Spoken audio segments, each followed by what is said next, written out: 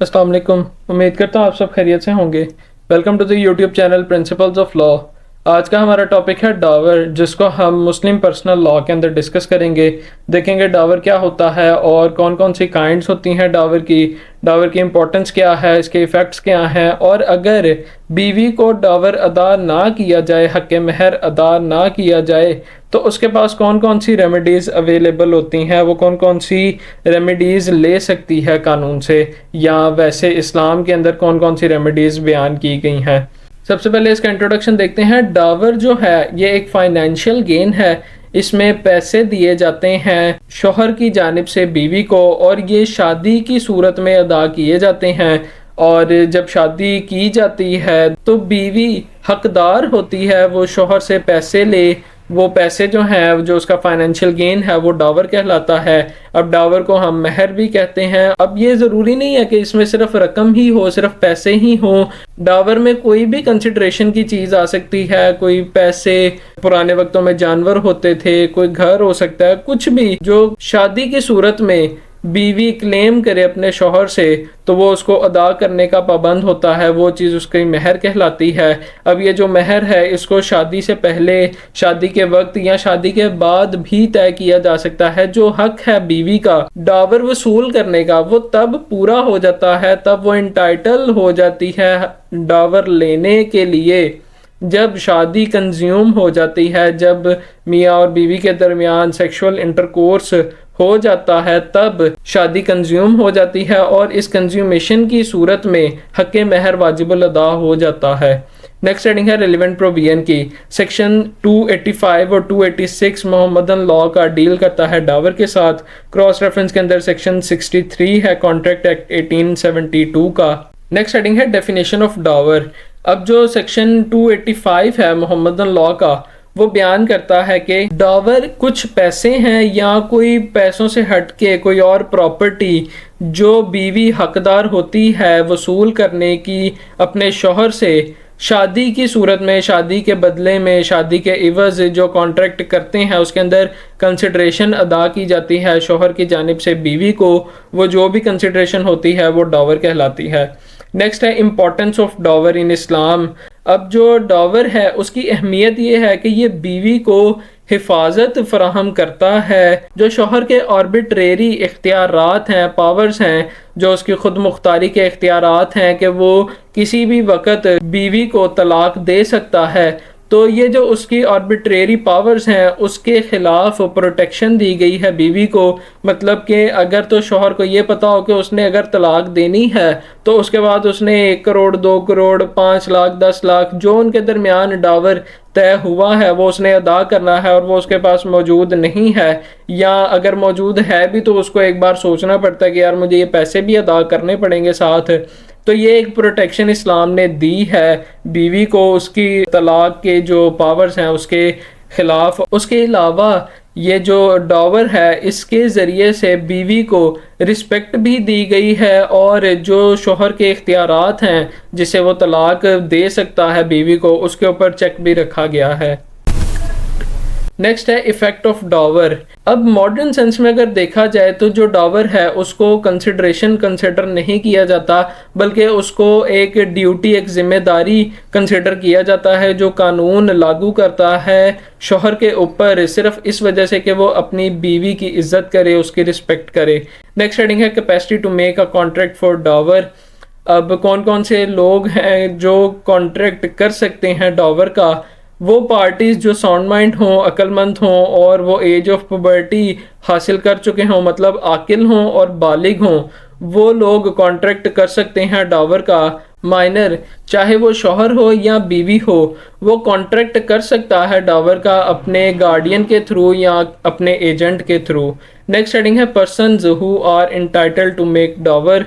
कौन कौन लोग हैं जो डावर बना सकते हैं, डावर दे सकते हैं? उसमें वो पार्टीज़ आ जाती हैं जो शादी कर रही होती हैं, या फिर उनके एजेंट्स, या फिर उनके गार्डियंस, या फिर गार्डियंस के एजेंट जो हैं वो इस चीज़ के हकदार हैं कि वो डावर बनाएं, डावर अदा करें। نیکسٹ ہے سبجیکٹ میٹر آف ڈاور. اب کون کون سی چیزیں ہیں جو ڈاور کے طور پہ حق مہر کے طور پہ ادا کی جا سکتی ہیں. اس میں فکس سم آف منی ہے, کچھ رقم طے کر لی جاتی ہے. پھر اس کے بعد کوئی بھی ایسی پراپرٹی جس کی کوئی مالیت ہو, جس کی کوئی ویلیو ہو, وہ چیز ڈاور کے طور پہ ادا کی جا سکتی ہے. پھر اس کے بعد پراپرٹی جو ہے وہ لازمی طور پہ ایگزسٹنگ ہو, وہ موجود ہو, اور ڈاور ایسا ہو, سبجیکٹ میٹر ایسا ہو ڈاور کا جو اسلام کے اندر, جو قانون کے اندر پروہیبٹڈ نہ ہو, اس کے اوپر کوئی ممانعت نہ ہو. نیکسٹ ہیڈنگ ہے اماؤنٹ آف ڈاور. اب کوئی بھی میکسیمم لمٹ اماؤنٹ کے اوپر نہیں لگائی گئی, جتنی مرضی بڑی رقم حق مہر کے طور پہ دی جا سکتی ہے, لیکن جو رقم ہے یہ اس سے کم نہیں ہونی چاہیے جتنی قانون نے پرسکرائب کی ہے, جتنی قانون نے بیان کی ہے. مطلب اس کے اندر جو منیمم لمٹ ہے وہ پرسکرائبڈ بائی لا ہونی چاہیے, اور جو میکسیمم لمٹ ہے وہ کوئی لمٹ نہیں ہے, وہ جتنا مرضی بڑھایا جا سکتا ہے. نیکسٹ ہیڈنگ ہے فکسیشن آف ڈاور. ڈاور کو, حق مہر کو کس وقت فکس کیا جاتا ہے. جو حق مہر ہے اس کو شادی سے پہلے, شادی کے وقت, یا پھر شادی کے بعد فکس کیا جا سکتا ہے, طے کیا جا سکتا ہے. نیکسٹ ہیڈنگ ہے کنفرمیشن آف ڈاور. اب ڈاور کس وقت کنفرم ہو جاتا ہے, جو رائٹ آف ڈاور ہے وہ کس ٹائم کنفرم ہو جاتا ہے.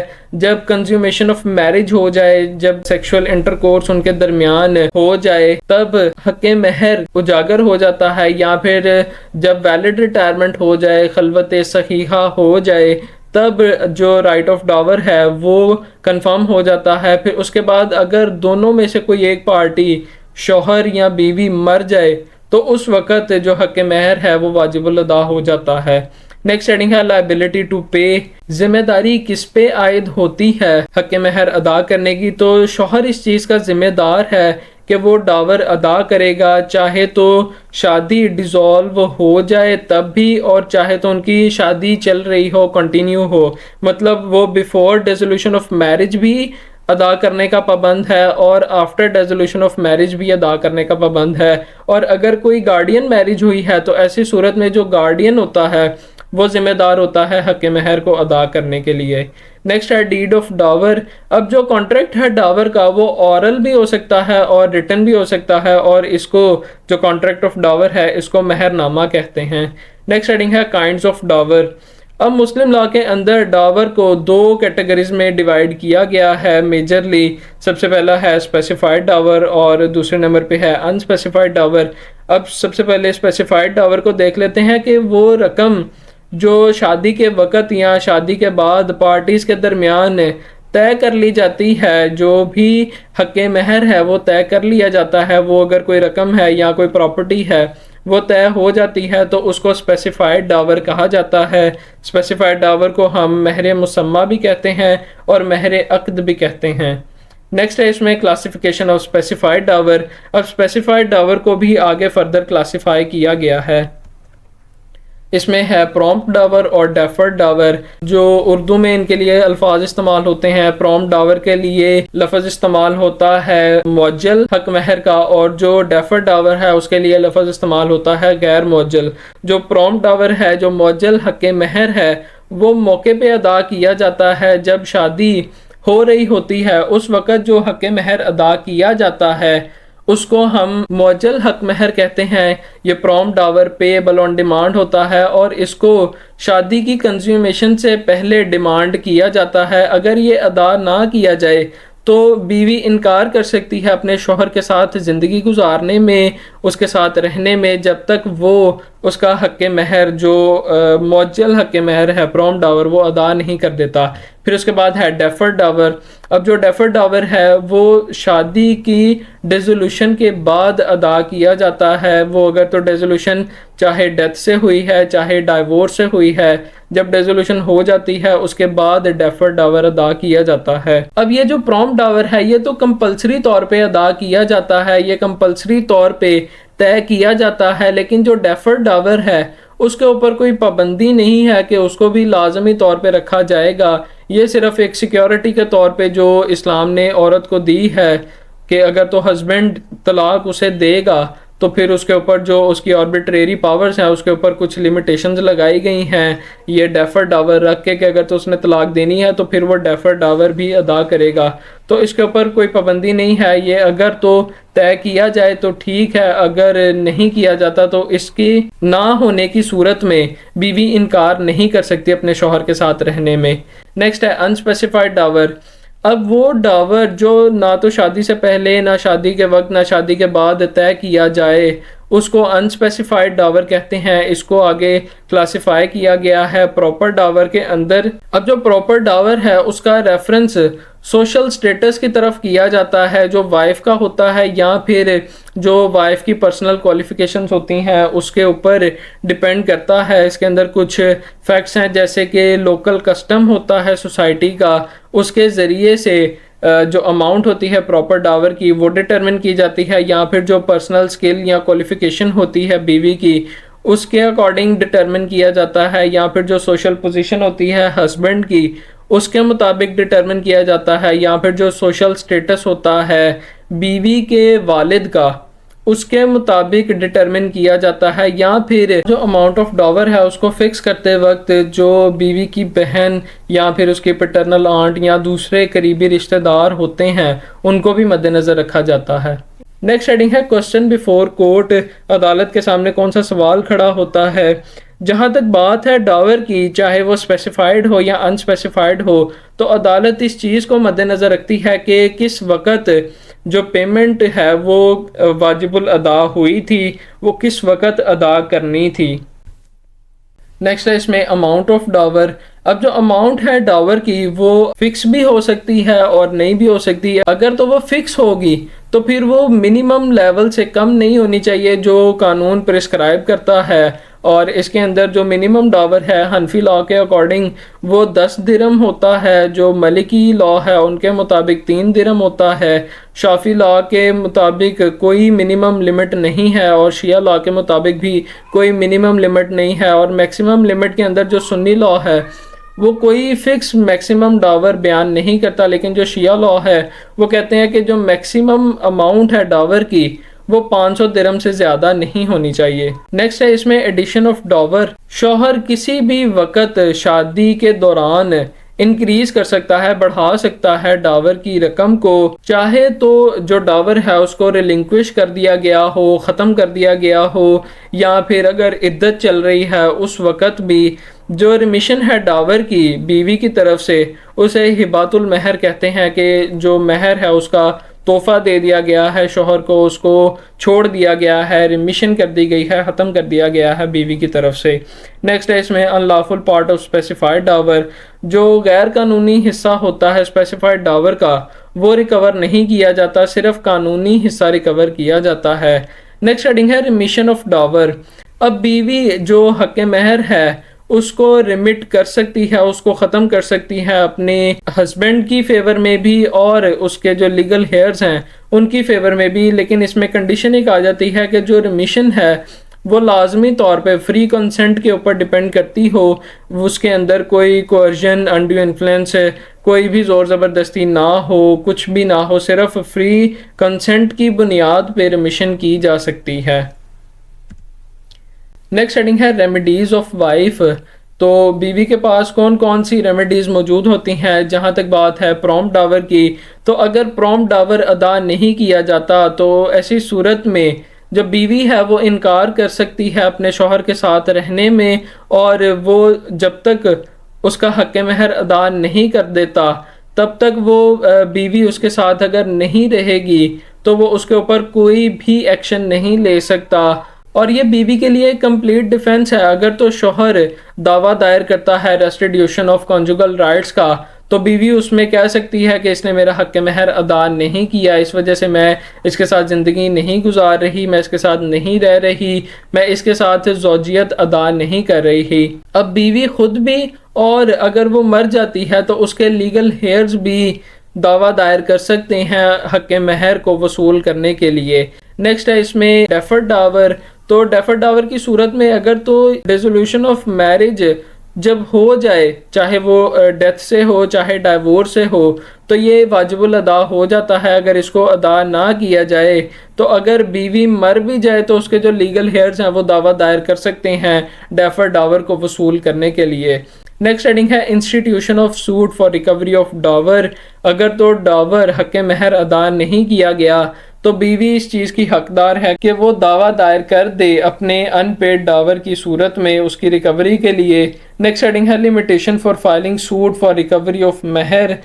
اب کچھ لیمیٹیشنز ہیں دعویٰ دائر کرنے کے اوپر۔ جہاں تک بات ہے پروم ڈاور کی، تو جو پیریڈ آف لمیٹیشن ہے پروم ڈاور کا دعویٰ دائر کرنے کے لیے تو وہ 3 سال ہے، اور یہ 3 سال اس وقت شروع ہوتے ہیں جب ڈاور کی ڈیمانڈ کی جاتی ہے کنٹینیوس آف میرج کے دوران، جب شادی چل رہی ہوتی ہے، اور اگر میرج ڈیزالو ہو جائے چاہے تو ڈیتھ سے چاہے ڈائیورس سے، تب یہ جو 3 سال کی مدت ہے یہ شروع ہو جاتی ہے۔ نیکسٹ ہے ڈیفر ڈاور۔ اب ڈیفر ڈاور کی صورت میں جو پیریڈ آف لمیٹیشن ہے وہ بھی 3 سال ہے، جب شادی ختم ہو جاتی ہے ڈیزالو ہو جاتی ہے چاہے ڈیتھ سے چاہے ڈائیورس سے، تو ایسی صورت میں 3 سال کے عرصے کے اندر اندر دعویٰ دائر کرنا ہوتا ہے سوٹ فار ریکوری کے لیے۔ نیکسٹ ہے non payment of prompt dower and restitution of conjugal rights, کہ اگر تو پروم ڈاور ادا نہیں کیا گیا تو پھر کیا نتائج ہوں گے۔ اگر پروم ڈاور معجل حق مہر ادا نہیں کیا گیا تو ایسی صورت میں جو بیوی ہے وہ شوہر کے ساتھ رہنے سے انکار کر دیتی ہے، اور جو سیکشول انٹرکورس ہے وہ اس کو ایڈمٹ کرنے سے بھی انکار کر دیتی ہے، اور یہ تب تک انکار کر سکتی ہے جب تک پروم ڈاور ادا نہیں کیا جاتا۔ نیکسٹ ہیڈنگ ہے ریلنکوشمنٹ آف ڈاور۔ اب کوئی بھی جو میجر خاتون ہے وہ چاہے تو ڈاور حق مہر کا کوئی حصہ یا پھر پورے کا پورا ہی اس کو چھوڑ سکتی ہے، اس کو ختم کر سکتی ہے اپنے ہسبینڈ کی فیور میں یا پھر اس کے لیگل ہیئرز کی فیور میں، اور یہ جو ریلنکوشمنٹ ہے یہ کنڈیشنل ہونی چاہیے۔ نیکسٹ ہیڈنگ ہے dower of Mohammedan wife is treated like any other debt, کہ جو حق مہر ہے کسی بھی مسلم خاتون کا وہ ایسے ہی سمجھا جاتا ہے جیسے دوسرے قرضوں کو کنسیڈر کیا جاتا ہے۔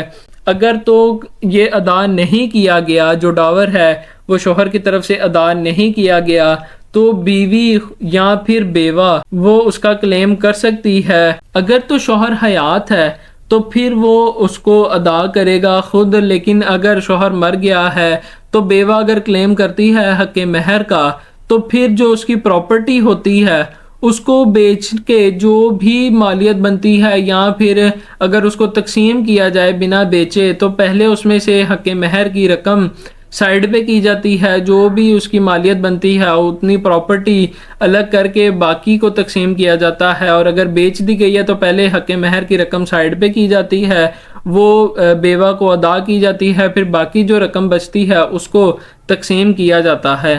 نیکسٹ ہیڈنگ ہے of wife predeceased husband, کہ اگر بیوی شوہر سے پہلے مر جائے تو ایسی صورت میں جو بیوی کے ہیئرز ہیں وہ کلیم کر سکتے ہیں شوہر سے حق مہر کا۔